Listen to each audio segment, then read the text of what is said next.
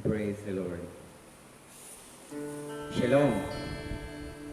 Sa pumapagpalang gabi sa ating lahat.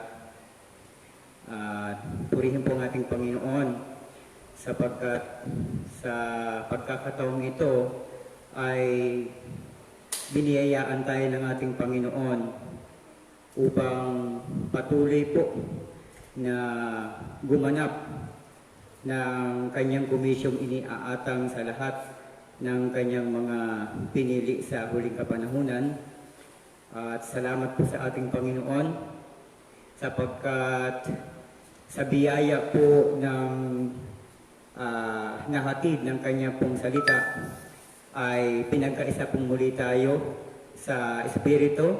Amen. At bagamat ng ating mga ibang kapatid ay nasa kanilang mga tahanan at nasa kanilang mga nakatunghay sa kanilang mga cellphone. Magandang gabi po sa inyong lahat. At kapayapaan po mula sa ating Panginoong Hesus Kristo ang sumaatin. At sa gabing ito sa ating pag-aaral ay patuloy po nating susundan at i-address o tutukuyin po natin ang isa po sa napakahalagang aral na alam ko po ito po ay isa pong maselan na salita o aral ng ating Panginoon. Subalit tayo po ay kinakailangan pong sabi nga test, no? I-test po natin ang mga salitang madidinig po natin ngayong gabi. Let us seek the presence of the Holy Ghost sapagkat sa huling kapanahunan, alam po natin na ang salita ng ating Panginoon ay pinangungunahan ng banal na Espiritu ng Diyos. Amen. At of course, sa pagkakataon pong ito, pinangungunahan ko na po sa inyo mga kapatid na ang mga aral po na ito ay hindi po nagbuhat sa akin o sa amin. Ito po ay ang allotted message sa huling kapanahunan. Later on po ay mabibigyan po natin ito ng pag-aaral. Amen. So, umawit po muna tayo. Let us set the atmosphere of worship. Mahal po tayo, fresh oil. Hallelujah. Thank you, Lord. Oh, prepare us, Lord. Hallelujah. Thank you, Jesus. Press oil of the Spirit, fresh oil from your throne, fresh oil flowing down the throne. It's all I ask, my Lord, for you today. Amen. Fresh oil of the Spirit, fresh oil from your throne, fresh oil flowing down the throne. It's all I ask of you, my Lord, today. Fill my life, fill my soul,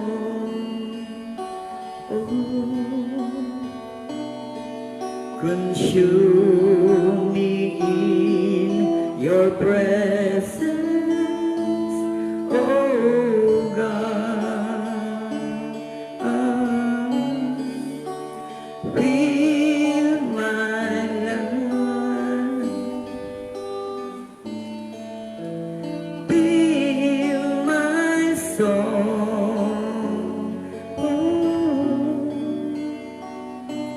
with a fresh oil from, with a fresh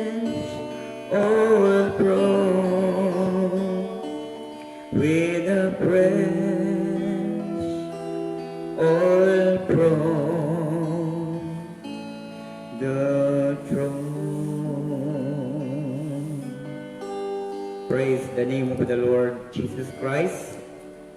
And let us read sa Romans chapter 1, verse 20. At ito po ang ating pong main reading po sa pag-aaral po ng salita ng ating Panginoon.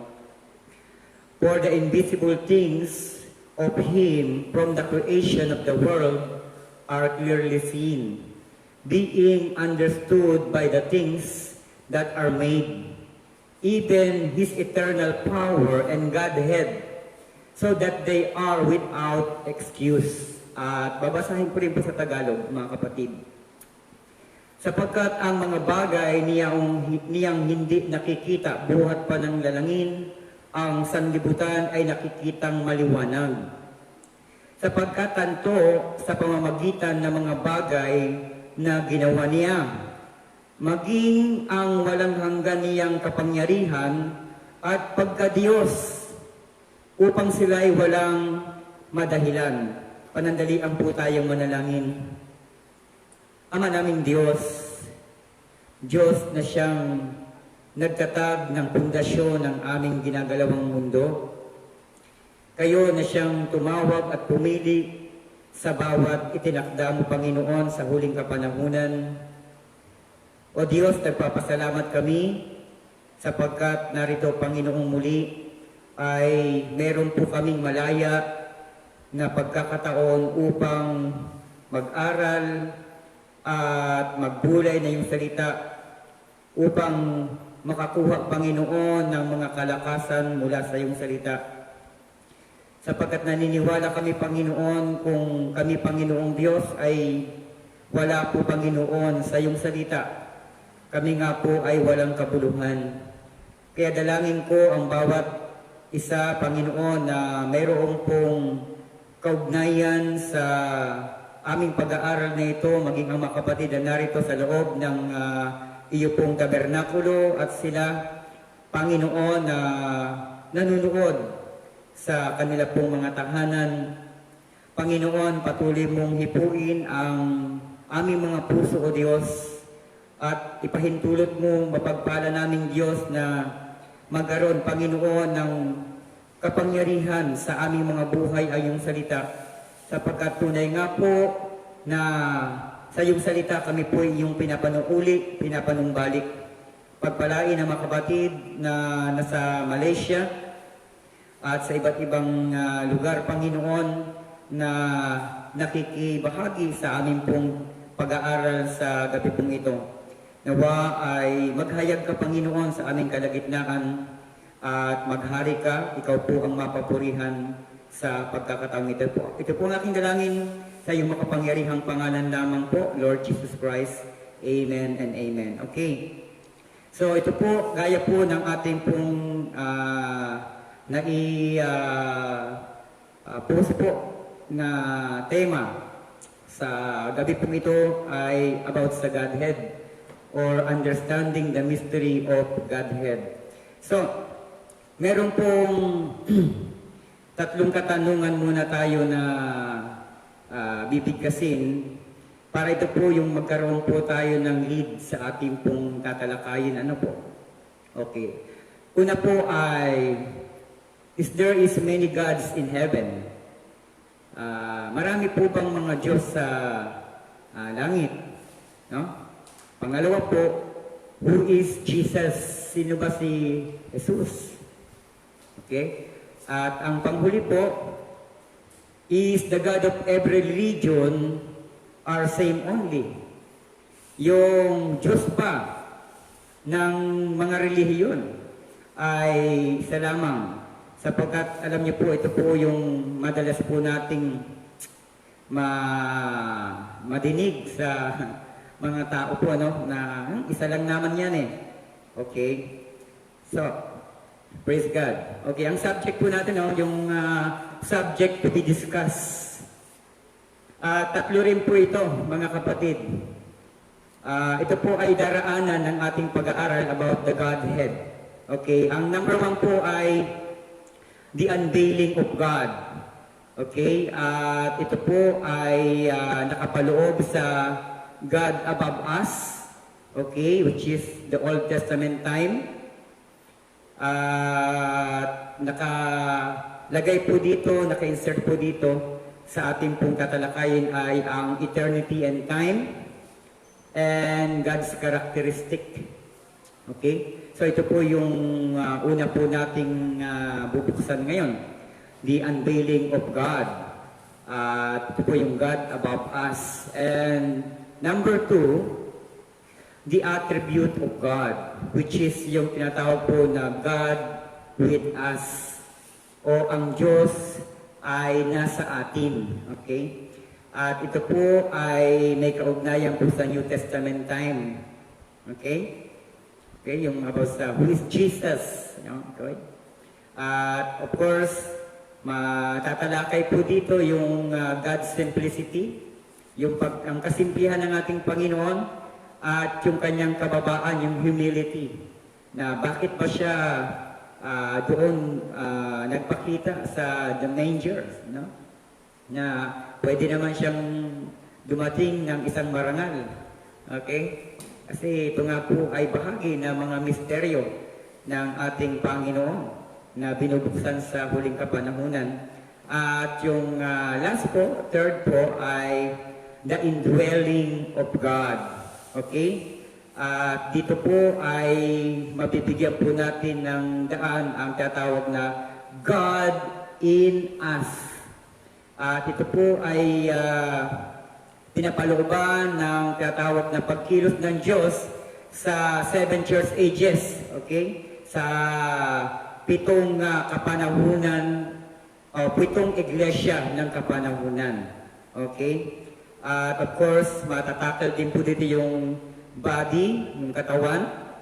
Ano po to yung body? Yung sabi nga sa Bible, no? Christ is the head and we are the body. Okay. So po rin po ng ating Panginoon. Dito po sa ating Bible reading, mga kapatid, sabi pong ganito, for the invisible things of Him from the creation of the world are clearly seen. So, maganda po ang ipinahayag po ng apostol ng ating Panginoon na si Pablo, sapagkat tinalakay niya po dito na nakikita daw po ng malinaw, no? Yung mga bagay na nagbuhat pa ng lanangin ang sanlibutan. Amen? Okay. Sabi ganon, for the invisible things of Him from the creation of the world are clearly seen, being understood by the things that are made. Okay. Even His eternal power and Godhead, maging ang Kanya daw pong eternal na kapangyarihan at ang Kanyang eternal na pagka-Diyos. Para daw po, wala daw pong maidahilan o walang maikatuwiran ang sinuman. Okay. Pagpalain po ng ating Panginoon. So makikita po natin dito, okay, na winika po na kapahayagan po ng kanyang kapangyarihan at pagka-Diyos. So makikita po natin dito, no, na may binuksan siya. Meron siyang bagay na ipinahatid sa kapanahunan po, no? Ng ating kapanahunan. At alam naman po natin yan na ang isa pong requirement, mga kapatid, para po maunawaan po natin ang pagka-Diyos ng ating Panginoon is to be born again in the Spirit. Kasi sabi po ng ating Panginoon, liban lamang, no, na ipanganak na muli ang isang tao ay hindi siya paghaharian ng Diyos. Amen. So, malinaw, mga kapatid sa Panginoon, na yung pagkakaunawa o pagkakakilala sa buong kapangyarihan, eternal na kapangyarihan ng Diyos at ang kanyang mismong pagka-Diyos ay kinapapalooban ng experience sa pakapanganakang muli. Okay. So, alam naman po natin, mga kapatid, na wala pong perpektong tao o mga Kristiyano.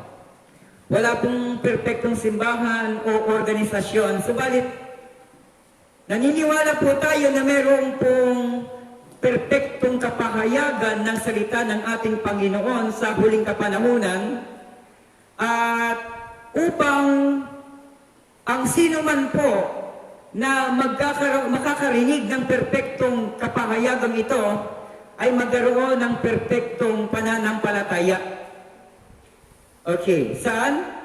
Sa darating po na rapture o pag-agaw. Tandaan po natin, ang kapanahunan po natin ngayon ay ang aral po ay ang tinatawag po na rapturing message. Okay. One of God's plan is to reveal or to restore rather all things that He has created to begin with.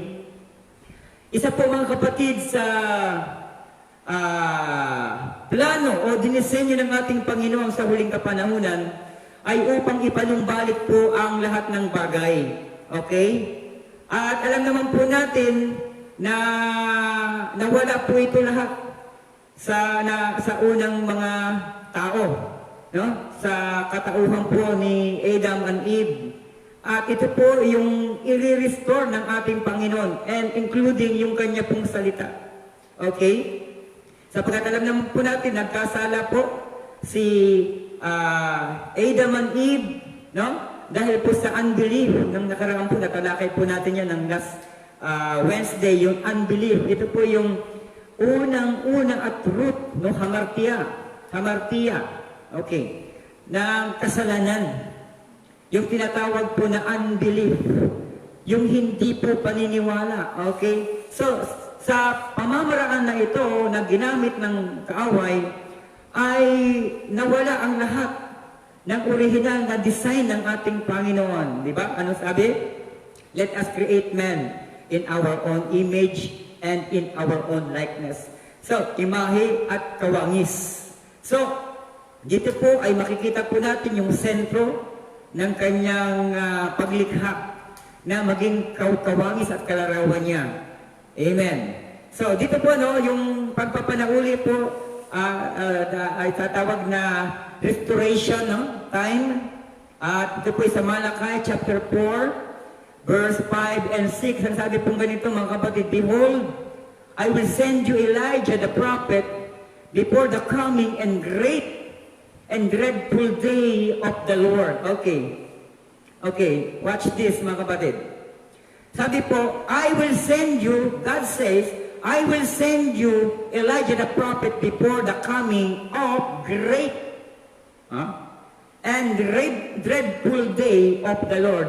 Makita po natin, mga kapatid, pag sinabi pong great, ang ibig sabihin po yung great day po na ito ay yung tinatawag po na rapture.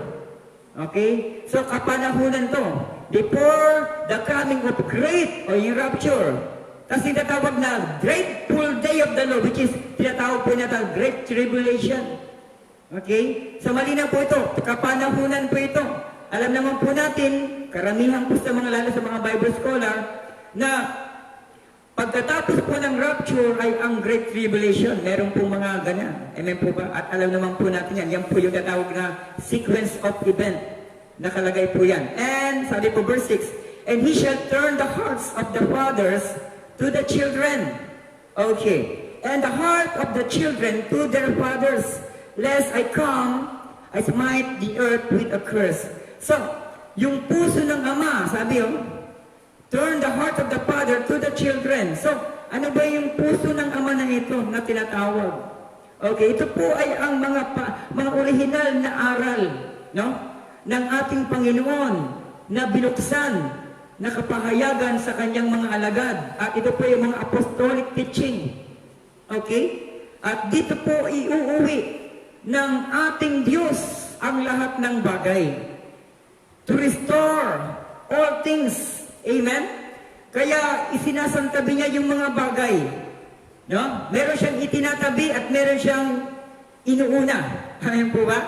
Okay. So, at alam naman po natin, sabi to restore, and ang fulfillment po niyan, mga kapatid, ay sa Revelation chapter 10, verse 7. Sabi po dito, but in the days of the voice of the seventh angel, when he shall begin to sound, the mystery of God should be finished. So, yung i-restore po o ng ating Panginoon through the message of His prophets ay yung tinatawag po na voice.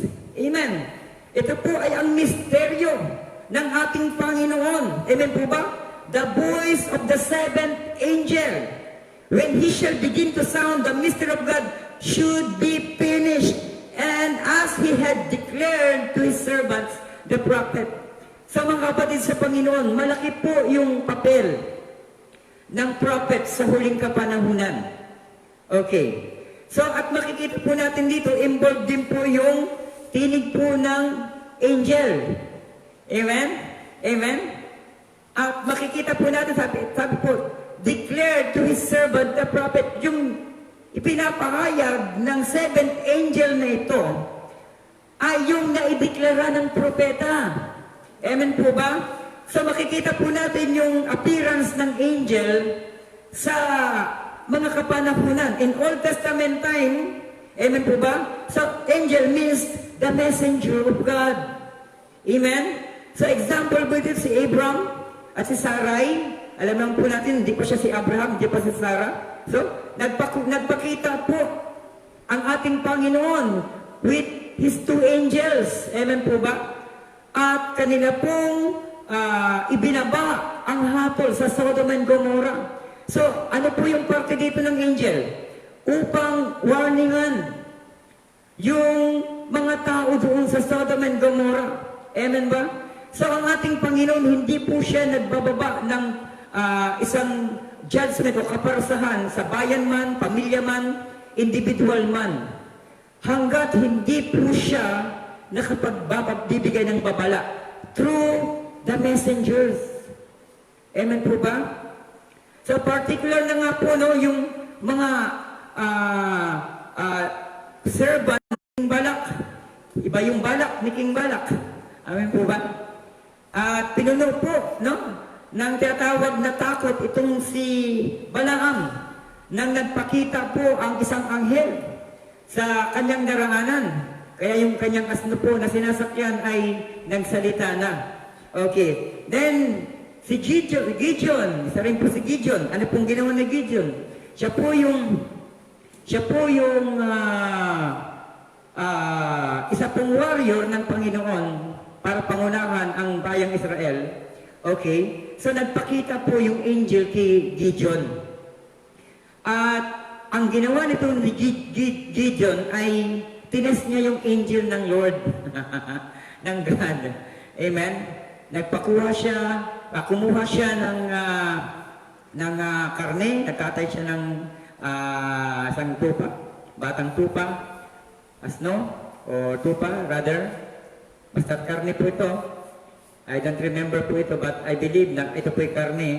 At kumuha po siya ng unleavened bread, no? Harina, no? Yung walang libadurang harina, at ipinapatong po ng angel doon po sa bato. And suddenly, ay po ang karne. So, kaya po napakalaki po mga kapatid ng papel ng propeta at yung anghel ng ating Panginoon sa huling kapanahunan. Tandaan po natin yan. Okay? At maging po sa Laodicean, ito po sa 7 churches, ano po yung 7 churches? Yung Ephesus, Smyrna, Pergamos, Thyatira, Sardis, Philadelphia, and Laodicea. Kung ma-address po natin sa panimula, sabi ganoon, and unto the angel of the church of Ephesus, and unto the angel of the church of the Smyrna, Pergamos, Thyatira. So, ito po yung tinatawag na involved po yung angel o yung messenger ng ating Panginoon. Kaya ako po'y naniniwala na yung kapanahunan ito ay dinideklara ng Panginoon because this is the last days. Ito po yung final age. Nasa dulong-dulo na po tayo. Kaya sabi po ng ating Panginoon, ang pagbabalik ng ating Panginoon ay parang sa Sodom and Gomorrah. At nakikita po natin po sa mga nagdaang mga lalo na po sa iba yung dagat, nandoon po ang talaga pong talamak po pati po yung tinatawag na same-sex marriage, no? So ito po yung mga signs, yung mga palatandaan na tayo po ay dumadako na po sa huling kapanahunan, mga kapatid. Kaya ito po ay isa pong warning sa atin ng ating Panginoon at ibinibigay niya na po ang final word ng ating Panginoon through His messengers. Amen po ba? Okay, so alam naman po natin yung mga simbahang ito ay itinakda ng Panginoon at may kanya-kanya itong tinatawag na mga pag-uugali ng bawat kapanahunan. Amen po ba? At alam naman po natin yung Laodicean Church o yung Laodicean Church of Laodicea. Amen ba? So sabi po nga no? Laodicea sa Revelation chapter 3, verse 14 and 18. Babasahin ko na lang po, no? And unto the angel of the church of the Laodicean write, these things say the Amen, the faithful and true witness, the beginning of the creation of God. I know thy works, that thou art neither cold nor hot. I would thou went cold or hot. So then, because thou art lukewarm and neither cold nor hot, I will spew thee out of my mouth. So, in continuation po mga kapatid, sabi, because thou sayest, I am rich and increase with goods and have needs of nothing, and knowest not that thou art rich and miserable and poor and blind and naked, and counsel thee to buy of me gold tried in the fire, that thou mayest be rich and white raiment, that thou mayest be clothed, and that the shame of thy nakedness do not appear, and anoint thine eyes with eye sleep, that thou mayest see. So, kung bibigyan po natin ito ng pansin, ito po yung spirit ngayon ng mga maraming simbahan. Di ba? So, payamanan. Okay? Subalit, alam naman po natin na ito po ang isang pamamaraan upang matanaw po natin na tayo po na sa huling kapanahunan na. Okay. The most important revelation of Godhead in the whole Bible. Babasa po muna ako ng quotation po. Sabi po, He came to reveal and make known the Father. Okay, ito po ay sa book of an exposition of the seven church ages. Okay, sabi po dito, He came to reveal and to make known the Father. He never talked about two gods. He takes about one God. He talked about one God. And now in this last age, we have come back to the capstone revelation. Christ is the head. So, yung capstone, alam naman po natin, yung pyramid type of pyramid, meron po itong capstone, takip. At alam naman po natin, ito po ay ang kabuuhan, ni Kristo. The most important revelation of Godhead in the whole Bible, that is Jesus is God. He and the Father are one. There is one God, and His name is the Lord Jesus Christ. Amen. He is the God of Amen. He never changes. What He does never changes. He say it, and it stand fast. He does it, and it is done forever. None can take from what He says or add to it. So let it be. Praise the Lord. So, dito po si Jesus daw po ay wala daw pong ibang ipinakikilala. He came, si Jesus, upang ihayag sino po ang Ama. Okay po ba? At ito po yung Bible reading po dito, John chapter 17 verse 3. Lalapatan po natin ito ng scripture. Sapagkat nagdadabdil po ito, scripture at ang quotation. Kinakailangan magtugma po ito upang balance po ang pagtuturo. Importante po ito, yung balance na pagtuturo, yung tinatawag po na positioning. Okay, ito po ay na-open po natin Wednesday, yung positioning of the word. Okay. John 17, verse 3. And this is life eternal, that they might know thee, the only true God, and Jesus Christ, whom thou hast sent. Okay. So dito, pinagtitibay po mismo ni Kristo, ni Jesus. Sino si Jesus? Na siya po yung verbo, siya po yung salita na nagkatawang tao. Mamaya po, may tatalakay po natin po yan. Actually, ito po yung topic na ito ay napaka-mahaba po ito. Okay? So, tingnan po natin sa biyaya po ng ating Panginoon kung hanggang saan po tayo dadalhin sa ating pong oras, sapagkat alam ko po na maging ang mga kapatid po natin nakikinig ay meron din pong mga dapat pong gawin. Okay, so ito po, no? Ito po yung isa pong kahalagahan ng revelation ng Godhead. Oh? Ipinapakilala po ang kabuuan ng Diyos. Okay. So, let's go. There are three major Christian religious doctrine. Tignan po natin yung tatlong major Christian religious doctrine. Kasi po, ito po yung outside natin po muna natin. I-set aside po muna natin dito yung ibang mga denomination, grupo. At pag-aralan po natin ngayon, dito po tayo sa Christian, no? Tapos sino po yan? Yung mga naniniwala po kay Jesus Christ. Okay. Ito po yung the three major doctrines. Number one, ito po ay ang religious doctrine number one, yung Trinitarian. Okay? So, mga kapatid, ito po, open po tayo dito, ha? Ito po, ulitin ko po, ito po, hindi po tayo na may personal man o hindi po tayo nagpapatama, mga kapatid. Ito po ay according po sa sinasabi po ng Bible at higit sa lahat ng mensahe sa huling kapanahunan. So sabi po, 3 persons in one God, sharing the same power.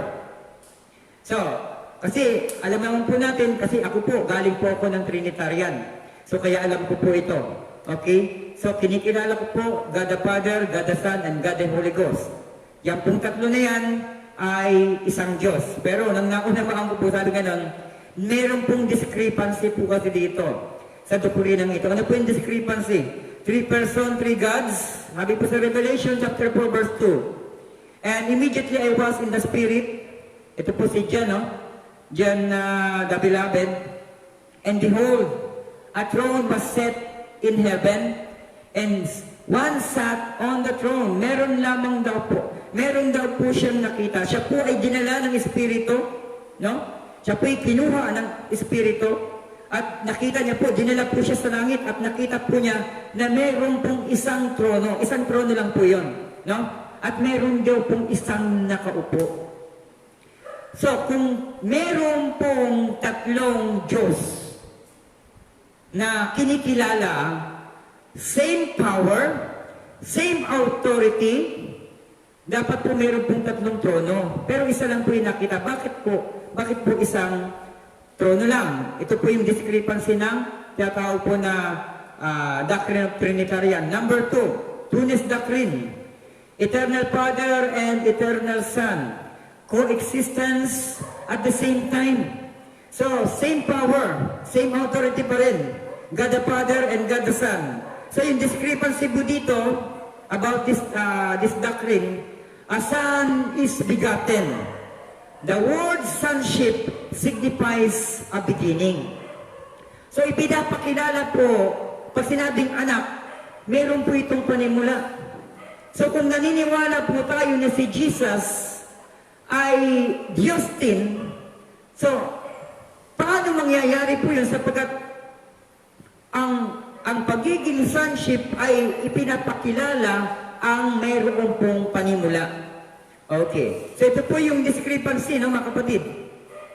Dito naman po sa oneness doctrine, Jesus in same flesh, Jesus in flesh is all three. Okay. So ito po yung isa pong aral po sa ating kapanahunan, no? Yung oneness doctrine. Sabi, si Jesus na po yung physical, siya na rin yung Ama, siya na rin yung Espiritu. Okay. Pero ang discrepancy po dito, mga kapatid, tingnan po natin, ha? Why did Jesus talk to his Father if Jesus' body is the Father? Bakit meron siyang tinatawag at tumitingala siya kung siya ni mismo yung Ama sa kanyang kalalagayan, sa kanyang pagiging anak o Jesus? Kung nasa kanya na rin ang Ama, bakit may siya tatawagin pa siyang Ama doon sa langit? Okay, so ito po yung discrepancy. So makikita po natin sinabi ko sa Matthew chapter 3 verse 17. Okay, so ito po yung major at tatlo po ito. Okay, so ngayon, the question is, where do you stand? Saan ka tatayo doon sa tatlo na ito? Which teaching do you believe? Anong turo ang papaniwalaan mo? Ha? Okay. So ito po yung nag-create ng grupo, denomination. Kaya po, makikita po natin, binasa po natin, pagka umihip na daw po, ang ikapitong mensahero, anghel. Tignan niyo po, isa lang po ito. Isang tinig, voice, hindi voices. Yeah? Isang tinig lang po ito, hindi po ito voices, hindi maraming boses po ito. No? Ano po ang sabi dito? Sa ating pong nabasa po dito. Okay, gusto ko pong ulitin para mas clear po sa atin, ano? Hallelujah. Okay. So, but in the days of the voice, tingnan nyo voice singular, of the seventh angel, may isa lamang anghel, isang tinig na lang ang papakinggan. When he shall begin to sound, pag nagsimula na siyang umihip, okay? So, tingnan nyo hindi, pag nagsimula na silang umihip, hindi po ganon. Ano yun? Maaring Trinita, ito po, hindi naman sabay-sabay. Anong tinig? Tinig ba ng Trinitarian? Tinig ba ng oneness? Tinig ba ng two-ness? Tinig ba ng Catholic? Tinig ba ng kung ano-anong mga relihiyon? Pero tignan po natin, angel po ito. Amen? Kaya nga, sabi po dito, no? Hallelujah. Sabi, no? And unto the angel of the church of Laodicea.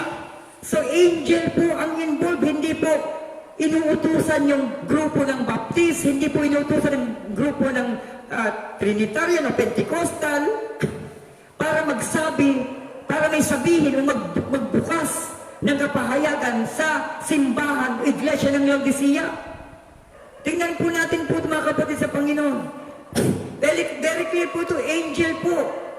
Hindi po tinig ng grupo ang magsasabi at magpapahayag sa simbahan ng Laodicea.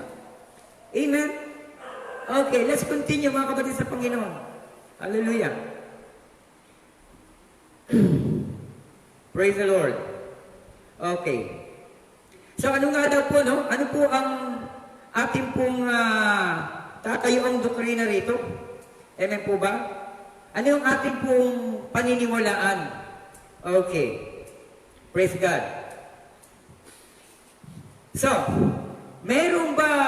is there a real true understanding of Godhead?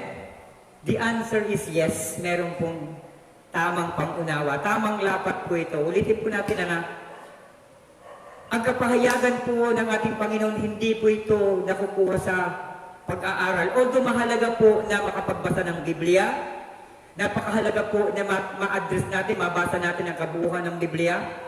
Pero tandaan po natin yan, hindi po porque nabasa natin ang Biblia, ay alam na natin ang salita.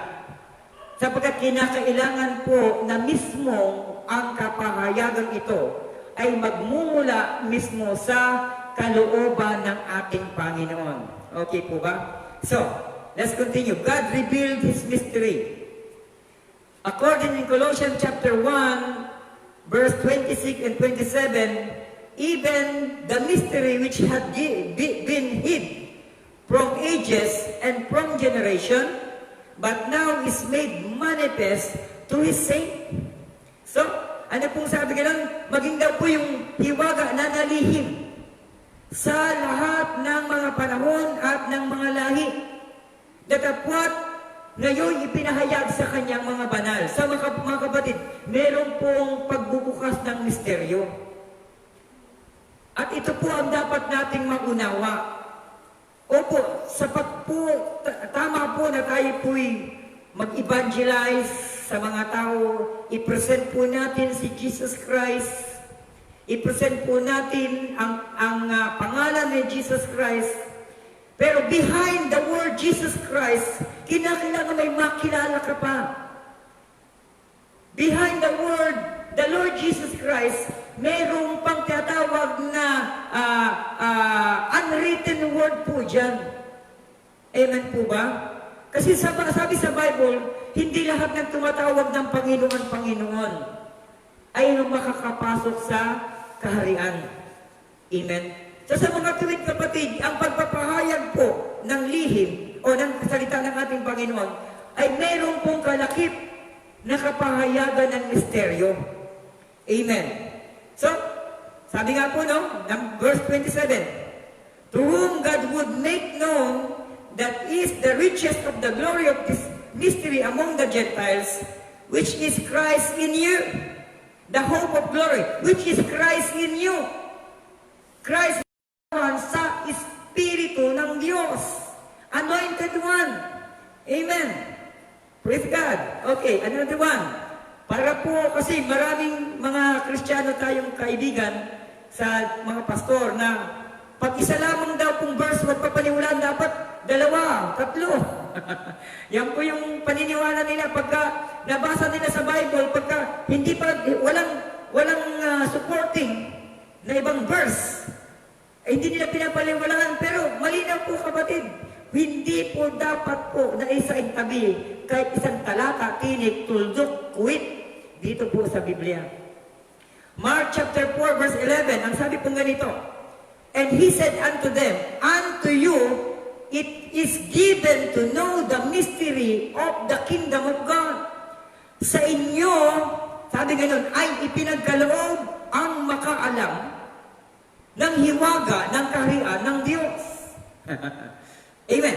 So makikita po natin, hiwaga ng pagkakaalam sa kaharian ng Diyos. Kaya sabi sa Bible, seek ye first the kingdom of God and His righteousness, and all these things shall be added unto you. So, mystery po ito. Pag na-seek mo, true understanding mo sa kanyang pagiging Godhead, pagkaka-Diyos, pagiging Diyos niya ay mauunawaan niyo.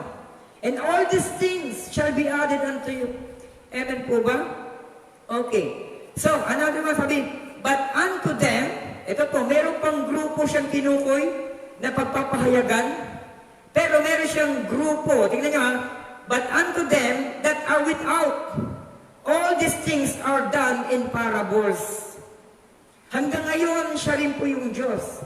Hindi po natin masasabi na, Pastor, doon lang po yan sa Brother Henry, dyan lang po yan sa ang kausap niya ay mga Pharisees and Sadducees.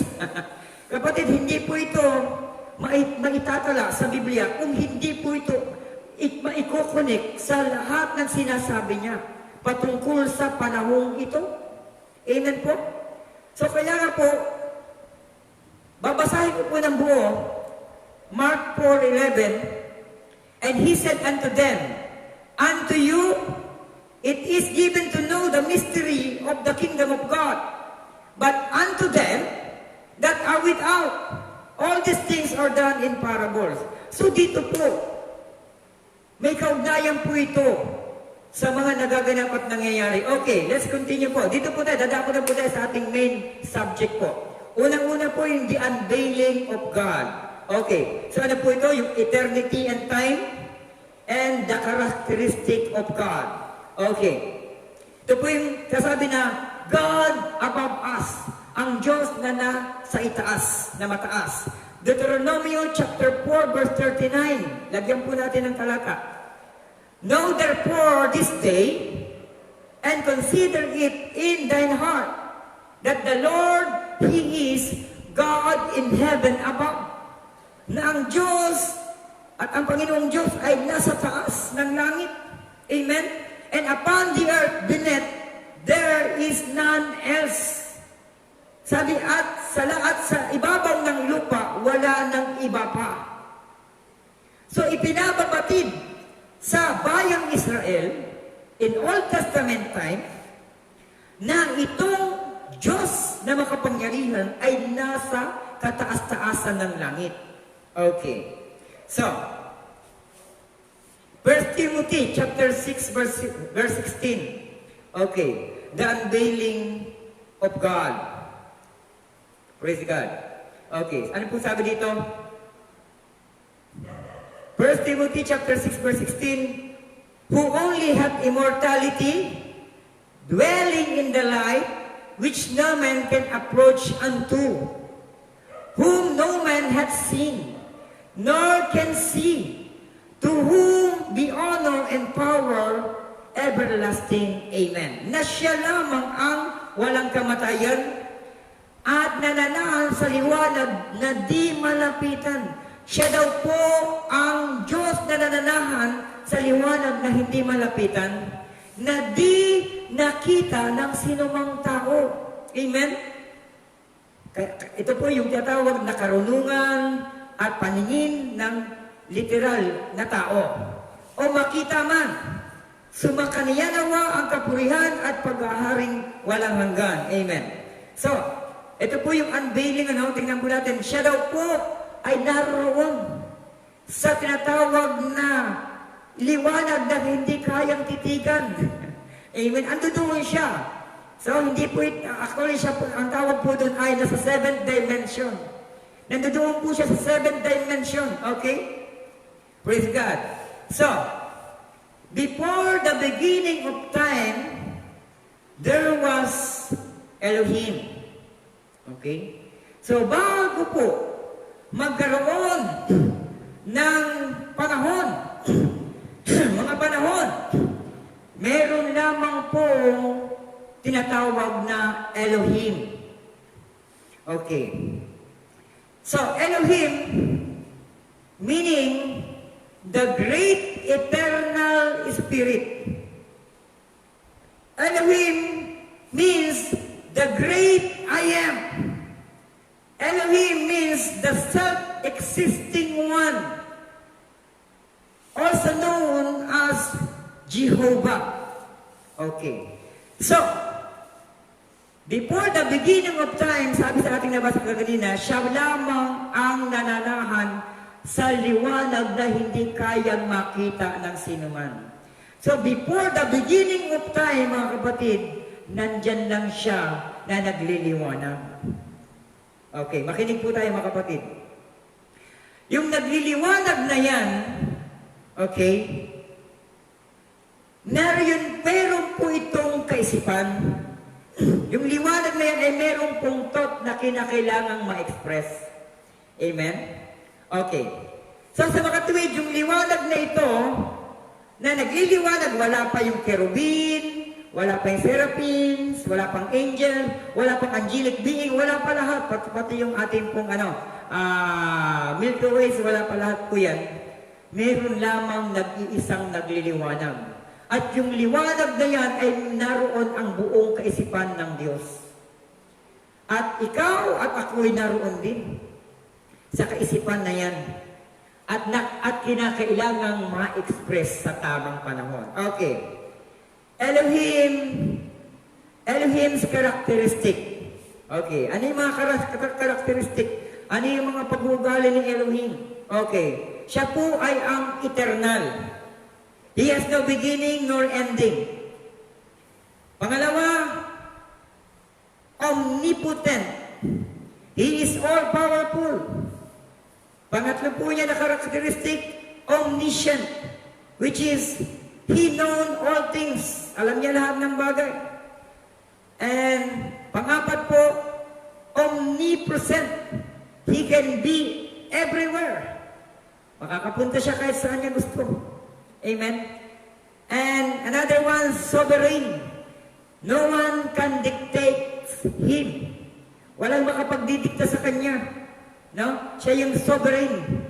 Siya lamang ang sovereignty sa panahon sa Kanyang kaisipan, sa Kanyang pagka-Diyos. Infinite. He has no limitation. Wala po siyang limitasyon na Diyos. Amen po ba? So ito po yung ilan lamang sa karakteristik niya. Okay? At that very moment, yung nagliliwanag po na yon, wala pang angelic being, wala pang seraphins, cherubim, wala pa lahat. Wala pa yung wala pa yung panganay ng tao. Kanyang katawang nagsalita, wala pa. No? Ibig sabihin niyan, hindi pa siya Diyos. Sapagkat yung nagliliwanag na yan, pag sinabing Diyos, God is the object of worship. Okay? So, paano masasabi na halimbawa, isang tao, mayor, kung wala naman siyang munisipyo? Paano masasabi sa isang tao na siya ay presidente kung wala naman siyang bansang hinahawakan? In short, wala pa pong lumuluhod, wala pang umaawit, wala pang sumasamba. Nasa liwanag pa lang siya in the form of Elohim. Elohim in the form of lights. Amen po ba? Pero sabi nga naman, meron po siyang mga characteristics sa liwanag na yon. Okay. Let's continue. Praise God. There's only one and true God. Dito po ay babasa po tayo ng mga talata na magpapatunay na siya lamang po ay ang nag-iisang Diyos. Kasi po ang nangyayari pagka sinabing isang Diyos, ang magiging pagkakaunawa ng mga tao, oneness ka. Di ba? Sad to say, marami pong mga Kristiyano ngayon, even the name of Jesus Christ ay ginagawa na nilang relihiyon. That's the truth. Amen? Maraming Kristiyano ngayon, yung pangalan ni Jesus Christ, isinasali na sa relihiyon. Amen? Imbes na gamitin ang pangalan ni Jesus Christ ng may pananampalataya. Amen? Isaiah 44 verse 6, Thus saith the Lord, the King of Israel, and His Redeemer, the Lord of hosts, I am the first and I am the last, and beside me there is no God. Okay, besides me there is no God. So, sino si Jesus? Di ba sabi niya mismo, Peter, until now, hindi mo pa rin ba ako kilala? Di mo ba alam? Ba't sinasabi mong ipakita namin sa iyo yung Ama? Hindi nyo ba alam? Hindi mo ba alam? Na ako at ang Ama ay isa. O, yun. Doon na po. Nagkakaroon na po, nagkatawag na grupo po yan. Nabubuo na po yung grupo na tatawag na doktrina. Okay, Deuteronomy chapter 6 verse 4. Hear, O Israel, the Lord of our God is one Lord. The Lord our God is one Lord. Okay. God and Lord. Ha? Panginoon at Diyos. Hear, O Israel, ang Panginoon mong Diyos. Ang Panginoon mong Diyos ay ang isang Panginoon. Amen po ba? Ito po, baka sabihin nyo, dyan lang po yan, Pastor. Brad, sa ano lang yan? Sa Old Testament time. Lagyan po natin sa James chapter 2, verse 19. Sabi po dito, Thou believest that there is one God. Thou dost well. The devils also believe and tremble. Ikaw ay sumasampalataya na ang Diyos ay isa. Mabuti ang iyong ginagawa. Hindi naman siya sinabi na mali yan. Dapat tatlo. Diba? Pero sinabi, mabuti yan. Ibig sabihin, may kabutihang dulot po ang pananampalataya sa isang Diyos. At sinabi po dito, minention na mismong ang Diyos ay nagsisisampalataya din at nagsisipanginig pa nga daw. Di ba? Kaya yung final na temptation na ginagawa nito ni David kay Jesus, no? Yung siya nagkatawang tao, sabi ni Jesus dun sa David, huwag mong subukan ang Panginoon mong Diyos. Amen? Yung po yung sinabi po ni Jesus. Huwag mong subukan ang Panginoon mong Diyos. Di ba? So, minimension niya. Sino yun? Yung kanyang katauhan, ang kanyang kalalagayan. Okay. So, meron pong ibang additional scripture po dito about one God, ano? Sa Malachi chapter 2 verse 10, Mark 12:32, and 1 Corinthians chapter 8 verse 6, and 1 Timothy chapter 2 verse 5. So ito po yung, there is only one God, true one God. Okay. Another representation of God or ni Elohim. Okay. Siya po yung tatawag na pillar of cloud by morning sa bayang Israel sa kanilang sa paglalakbay po sa wilderness, and pillar of fire by night. At siya rin po yung tatawag na nagpakita po kay Moses sa burning bush. Amen. At ito rin po yung tatawag na bato, no? Na sabi ng Lord, Moses, ituro mo yung bato kasi wala nang tubig that time, pero ang ginawa po ni Moses, pinalo niya. Now, sabi nga sa Bible, Jesus is the cornerstone. Siya yung panlukang bato. Okay. So, let's continue po yung subject number 2, the attribute of God. Okay. Matthew chapter 1, verse 23, behold, a virgin shall be with child, and shall bring forth a son, and they shall call his name Emmanuel, which being interpreted is God with us. Yung attribute po dito. So ipapakilala niya na yung kanyang kalikasan, yung kanyang kakayanan, yung God with us. Okay. God with us. Sabi, as Emmanuel. Okay. So, Elohim has eternal. Elohim has eternal thoughts and attributes that He need to express. Meron po siyang eternal na kaisipan at kakayanan na kinakailangang mahayag. So, He wanted to be God, means an object of worship. He wanted to be worshipped, and so He created first the angels. Amen? Okay. So, another one, He wanted to be Father. He wished to have sons and daughters like you and me. Okay? He created Adam and Eve, you and me. Kaya sabi nga, let us create man in our own image. Healer. Sickness is a part of God's permissive will. Siya po yung Diyos na gusto niyang ma-express ang kanyang pagiging healer. Amen? Kaya nga sabi nga no, I am the God that healeth thee. Amen po ba? So kaya yung karamdaman ay, yan daw po ay permissive will lang daw po ng ating Panginoon to express ang kanyang kakayanan bilang isang healer. Amen? Actually po, ang inyong lingkod ay napakarami na pong himala ng kagalingan. First, ang aking pong anak na si Nelson, mismo pong tinetestify po yan ng aking nanay. Hindi pa po ako nun lubos na Kristiyano. Pero bakit po ganun, no? Kaya pala nagtataka ako. Dahil although na hindi pa ako lubos na nakakilala sa kanya, pero nakakasumpong ako ng mercy, grace, and blessing sa ating Panginoon. Amen? Alam niyo po, sabi ng nanay ko nga nun, kinuwento po kanina, nag-usap nga kami, na kasi mother ko that time ay nagtitinda po sa, may pera po siyang pwesto sa market. At nang siya po ay umalis na para magtinda, expected po niya daw niya, pagbalik niya, wala nang buhay si Nelson dahil sa tigdas. At sobrang tumitirik na po yung mata, convulsion na ako, hindi ko na rin po alam ang gagawin ko. Ang ginawa ko lang po na, lumuhod ako. Kaya sa panahon pala ng ng mga testing sa buhay, doon lumalabas ang tunay na na pananalangin. No? Hindi ka naman nanalangin sa ganang kagustuhan at kaisipan mo lang o disenyo mo lamang, kundi makakapanalangin ka based sa nasa kalooban mo na narito na seed ng ating Panginoon. Okay, so Savior.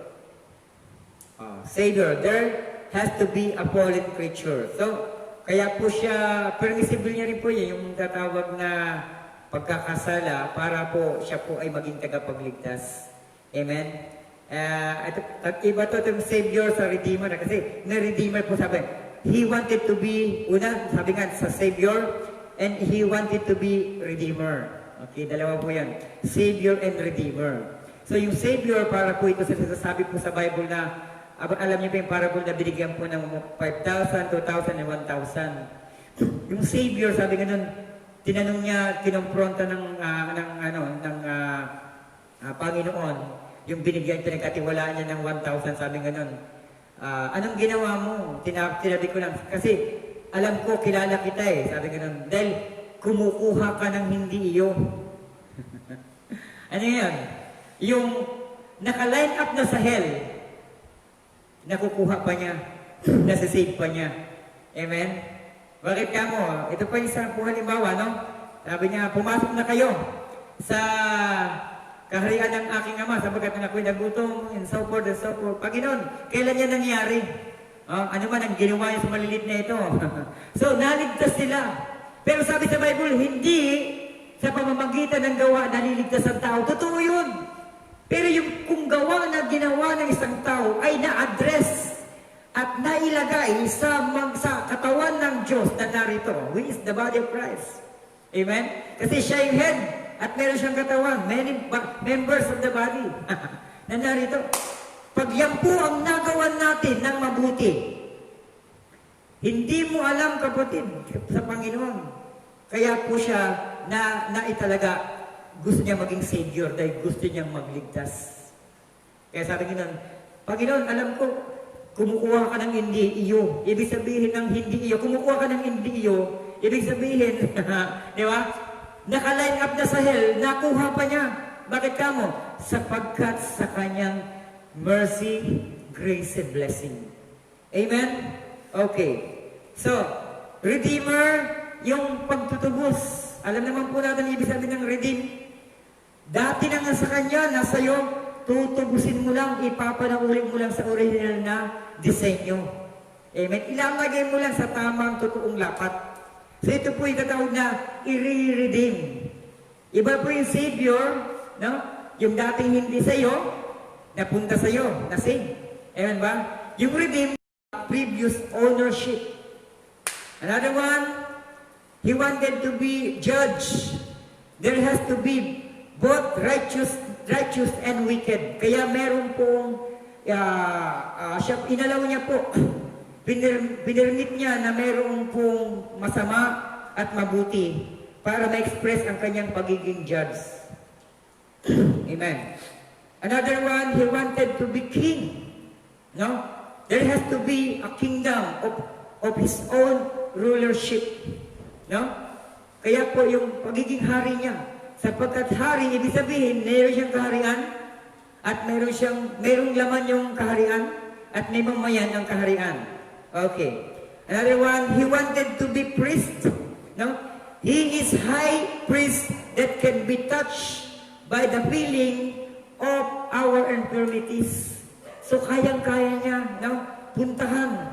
No? Kayang-kaya niya na puntahan ang mga kinilalagyan ng ating pinakamalalim na brokenness. Amen? Kayang-kaya niya po yan. Okay. So, ito po si Elohim.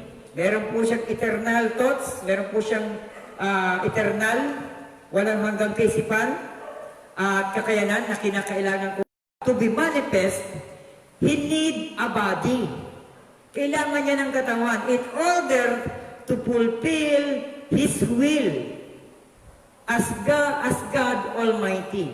So, para daw po mahayag ang kanyang eternal na kaisipan at ang kanyang kapangyarihan, kakayanan, ang kanyang kalikasan bilang makapangyarihang Diyos, ay kinakailangan niya ng katawan para daw po mapunuan ang mga bagay na kanyang kinikalooban na ito as God Almighty. Okay.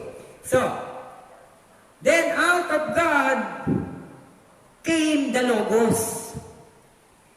And the Logos is the Word. Amen? At alam naman po natin, ito po ay malinaw na po natin na ipapahayag dito. Sabi nga sa 1 John chapter 1, John chapter 1 verse 1 and up to 3 and verse 14. In the beginning was the Word, and the Word was with God, and the Word was God. The same was in the beginning with God. All things were made by Him, and without Him, narito sa mundong ito ay nalikha sa pamamagitan niya. Okay. No? Walang bagay na nalikha ng hindi sa pamamagitan niya, sabi. And verse 14, and the Word was made flesh and dwelt among us. Amen po ba? So, makikita po natin yung salita na ito. Amen?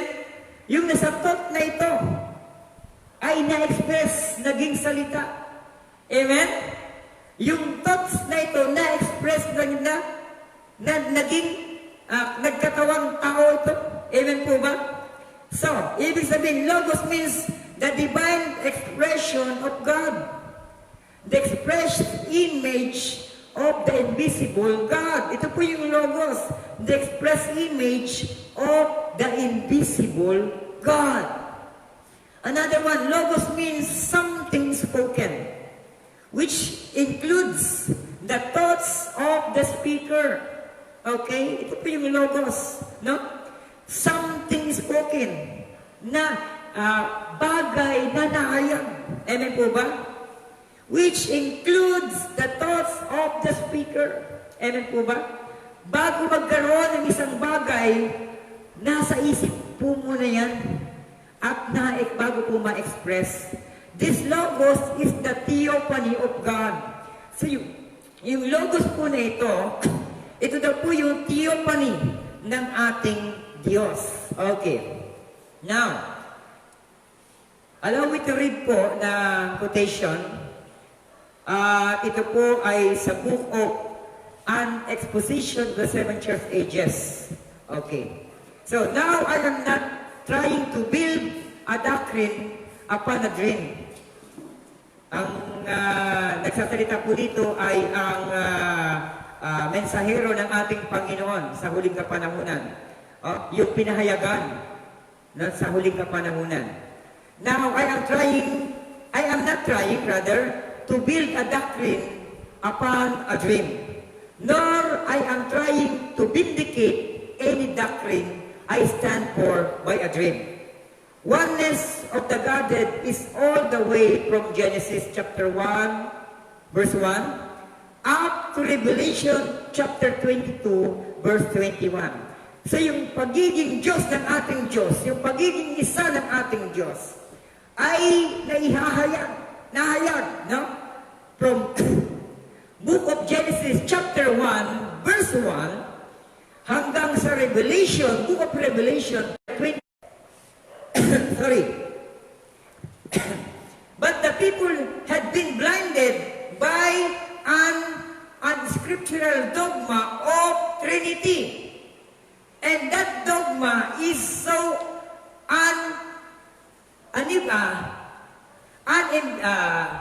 universally accepted that to try to see a one God person in all but impossible.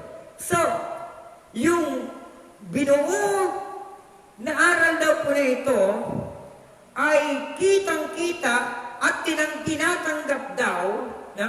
Accepted that to try to see a one God person is all but impossible. Kasi yung Trinitarian na ito, kapatid sa Panginoon, kahit po batang maliit na grade 5 o grade 3, 1 plus 1 plus 1, isasagot sa iyo 3. Paano pong magiging isa ang 1 plus 1 plus 1 equals 1? Hindi po. Amen. Kaya nga po, mga kapatid sa Panginoon, kinakailangan po dito yung tamang lapat. Yung balansyado po na salita ng ating Panginoon. Okay. So, pasensya na po kayo kasi yung mata ko medyo nanlalabo. If people cannot see the truth of the Godhead but fight it, they can't even see the rest of the truth. Okay, because the revelation is Jesus Christ in His church and His words in the midst of the church for the 7 ages. So, did you get it? So, tingnan po natin dito. Yung kapahayagan daw po ng ating Panginoon in His church and His work in the midst of the church of the 7 ages. Doon daw po ipinapahayag. Sa 7 kapanahunan ng iglesyang ito, dito po ipinapahayag ang kapahayagan, yung mystery ng pagiging Diyos ni Kristo. Kaya po hindi po 3 God. One God in 3 person. Okay. At alam naman po natin, nagkaroon po ng idea po ang maraming iglesia nung nagkaroon po ng tatawag na meeting po, nagtatawag sa Nicene Council. Okay? Back way 325 AD. Tama, 325 AD. So dito po na-implement po yung tatawag na pagbabautismo sa Father, Son, Holy Ghost hanggang nagkaroon na po ito nagtatawag na doktrina ng pagiging 3 persona sa iisang Diyos. Okay? Okay. So, punta na po tayo sa ating pong subject ulit. Okay, the indwelling of God. Okay, dito naman po, the indwelling of God naman po tayo. So the indwelling of God, ito po yung katawan siya po ay nag-indwell, siya po ay nanatili sa katawan ng tao. Okay.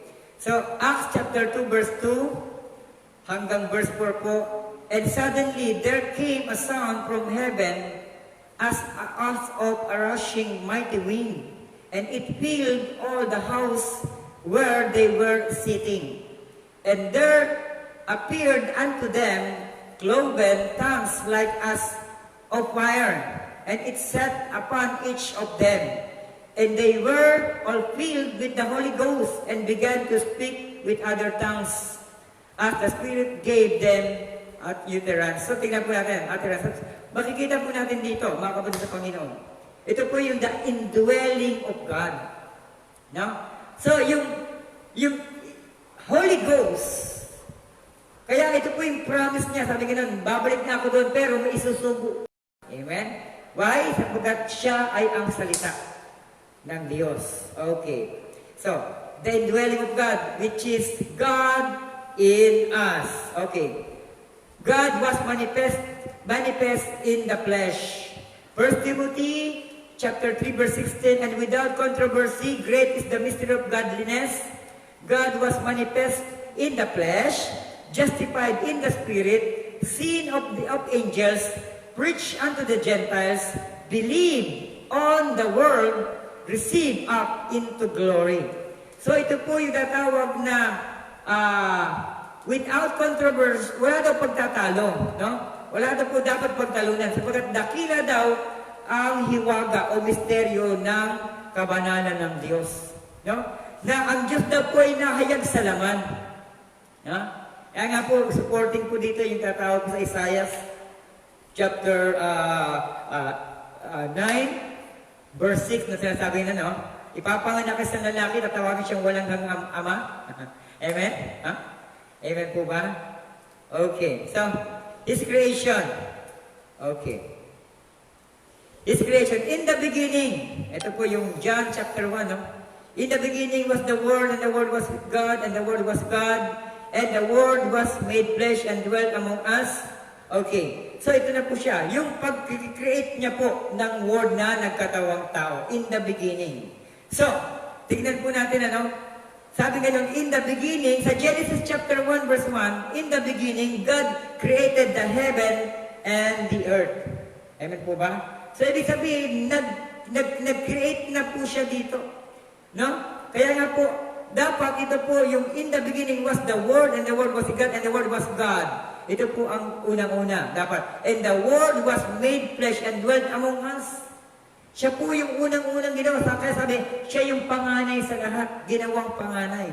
Kaya nga kung mapagbabasayan po natin, sabi ka doon, the Lamb of God is slain before the foundation of the world. No? Yung kordero ng Diyos ay napas lang na bago pa po ng pagkatatag ng sanlibutan. Okay. So, the unveiling of God. In order for this attribute, okay po ba? O, ito, naanap natin ito, no? Okay. Okay. Sabi po dito, The Logos is Christ. Colossians chapter 1 verse 15, sabi pong ganito, who is the image of the invisible God. Okay, tingnan po natin ha. Na siyang imahe ng hindi nakikitang Diyos. The firstborn of every creature. Okay, siya daw po ang unang-unang ipinanganak sa lahat ng mga creature.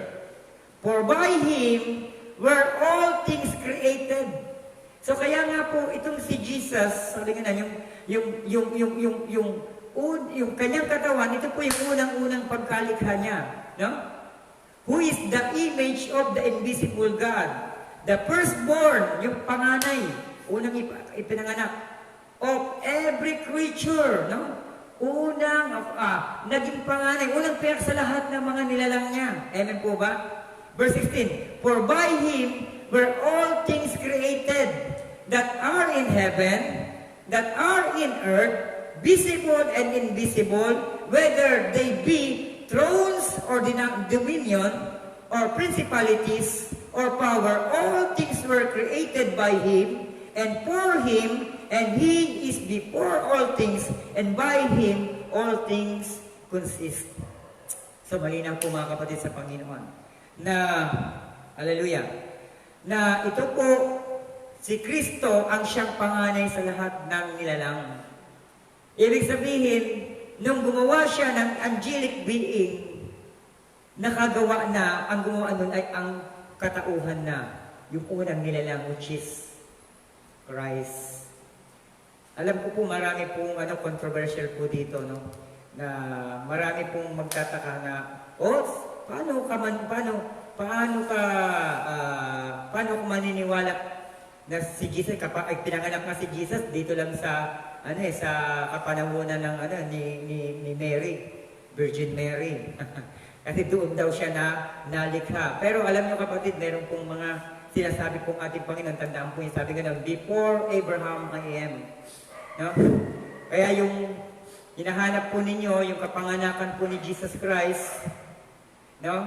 Na pinatutunayan daw po na si Jesus ay nag-exist daw po dahil daw po sa ang first existence po ng ating Panginoon ni Jesus ay yung tatawag na nakapanganakan sa sabsaban. Pero sabi po ng ating Panginoon ni Jesus, sabi nga, before Abraham I am. So mga mystery po ito, kaya ang ginawa po ng mga Pharisee, nagalit po sa kanya. Wala ka pang 50 taon, sabi mo na wala pa si Abraham, nagduduon ka na. So ito po yung mga misteryo. Amen?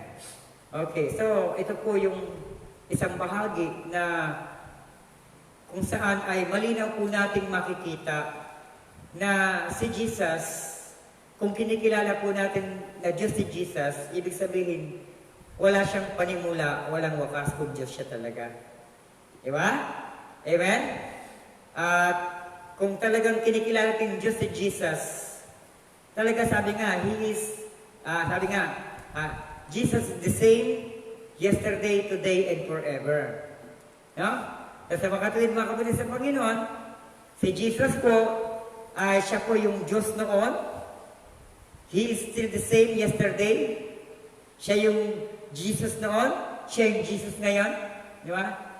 At siya yung Jesus sa hinaharap. Amen po ba?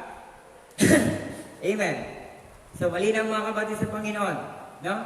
At ang isa po dyan na nalalaman po natin ay ang, yun nga, nasabi po na kaganina na before Abraham, I am.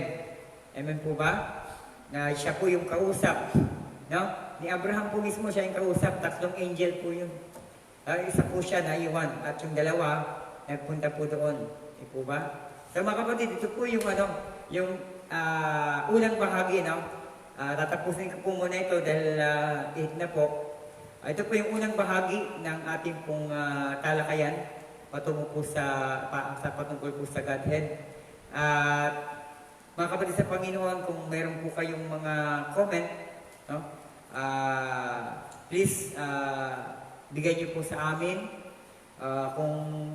Kung gusto po ninyo na i-message niyo po ako sa messenger, kung meron po tayong dapat na malinawan pa, I believe na ito po, mga kapatid, yung ginagawa po natin ito ay mga panimula pa lamang po ito, mga eye-opener po ito. Kasi napakarami po mga kapatid sa Panginoon na mga nakatago pa po rito na kinakailangan pong ma-open. Kasi actually ito po ay katuruan po ito, hindi po ito makukuha ng isang araw lamang. Di po ba? Kasi hanggang sa, sabi nga nan, from eternity to eternity, yung magbi-blend po yung time and eternity. So yun po yung pagka-Diyos ng ating Diyos, yung hanggang sa tatawag po na yung sequence of event, no? Mababanggit din po dito yung sequence of event. Dahil ito po kasama po sa Godhead na ating pong tinatalakay. Sa pagpanandalian po tayong yumuko at manalangin. Aming mapagpalang Diyos, tunay nga na kami ay patuloy na kumikilala sa kapangyarihan ng iyong kapahayagan, ng iyo po Panginoon kong paglalahad ng mga bagay, pagbubukas ng mga misteryo, ang mga salita at mga aral na natabunan ng napakatagal na panahon. At ngayon po Panginoon, sa aming huling kapanahunan ay binubuksan mo upang maiuwi sa original na disenyo ang lahat ng iyong itinakda. Panginoon, dalangin ko po na patuloy ka na kumilos ng may kapangyarihan sa aming pong mga buhay at tulungan mo Panginoon ang bawat individual na magkaroon Panginoon ng tama at balansyadong pagkakakilala sa iyong kapahayagan sapagkat Panginoon sinabi mo faith comes by hearing the word. At Panginoon, sa aming kapanahunan, napakarami po ng tinig Panginoon, napakaraming grupo na nagkiklaim, marami po mga grupo nagsasabi ng katotohanan, subalit ang totoo Panginoon, isa lamang po ang katotohanan. Ito po ay ang iyong salita, walang iba si Jesus. Kaya dakilang Diyos, maghari ka Panginoon sa aming mga buhay at sa gitna po Panginoon ng patuloy na pananalanta ng salot na COVID-19. Kami po ay patuloy na naniniwala o Diyos na ang covering mo po Panginoon, yung divine covering mo sa amin Panginoon, ang siya pong nagsisilbi po naming proteksyon laban Panginoon sa papumuksang salot na ito ng COVID-19. At abutin mo Panginoon ang mga kapatid po namin na ngayon po ay nasa banig ng karamdaman. Isa po Panginoon ito sa aming pong natalakay na na-express mo na po Panginoon ang iyong pagiging manggagamot, dakilang manggagamot sa kapamaraanan na iyong pagiging katawang tao, physical sa katawang po na sa pangalan ni Jesus. Panginoon, naniniwala po kami na marami pa po Panginoon na ihahayag ka sapagkat sinabi mo ito Panginoon, pinangako mo ito Panginoon, na sinabi mo Panginoon na dahil nga ikay paparoon na sa Ama, ay mahihigitan pa po ng iyong mga lingkod ang mga ginagawa mo, Panginoon. Lord, ipinakita mo na po lahat, Panginoon, sa iyong kapanahunan. Ang mga himala, ang pagbubuhay ng patay, pagpapakain sa 5,000, o yung pagganap ng iyong first pool, second pool, and third pool. Panginoon, lahat po ito ay bumubuo ng iyong kapangyarihan, walang hanggan. Pero winika mo, Panginoon, mayroong pahihigitan pa po ng iyong mga lingkod. And Lord, we acknowledge that word, O Lord.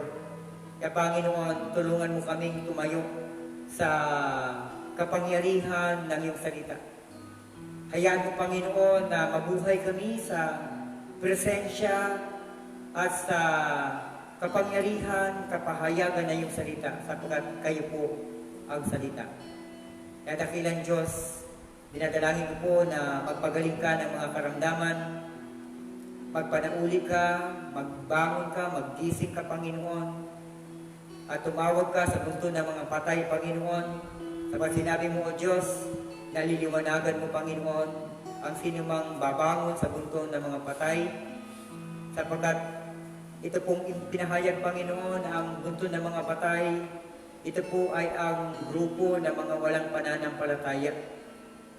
Sapagkat ito po ay malinaw mong sinabi, O Diyos, sa iyong ebanghelyo na mayroon po, Panginoon, na isa pong tao na iyong sinabihan na sumunod sa iyo, subalit nangatwiran ang tao ito sinabi, Panginoon, hayaan mo po muna na ilibing ko ang aking ama sapagkat siya'y namatay at bago ako sumunod sa iyo. Subalit, ipinakita mo, Panginoon, ang kahalagahan ng iyong pagkatawag, Panginoon, na sinabi mo, hayaan mo maglibing ang patay sa kapwa-patay. Panginoon, alam po namin na ang bunton ng patay na ito o mga patay na ito ay ang karamihan ng mga tao, Panginoon, o ang bunch of people, Lord, na kung saan, O Diyos, ay wala pong pagmamahal o wala pong pagkakaalam sa iyong purong kapahayagan. Kaya, Panginoon, dalangin ko, O Diyos, silang lahat ng mga kapatid na mayroon pong pagmamahal sa iyong mensahe sa huling kapanahunan. Panginoon, let the double portion of anointing, knowledge, divine understanding, Panginoon, ay mapasa iyong mga lingkod sa huling kapanahunan ito. At dalangin ko, Panginoon, hindi lamang po yung mga kapatid namin sa aming bansang Pilipinas, kundi dalangin po namin ang mga bayan, mga lungsod, mga bansa, kaharian na affected, Panginoon, ng salot na ito, Panginoon. Lord, ang lahat ng bagay ay nasa iyong kapasyahan. Ang lahat ng mga kapamahalaan, lahat ng mga bagay na mangyayari at nagaganap ay nasa iyo po, Panginoon, kong pagpapasya.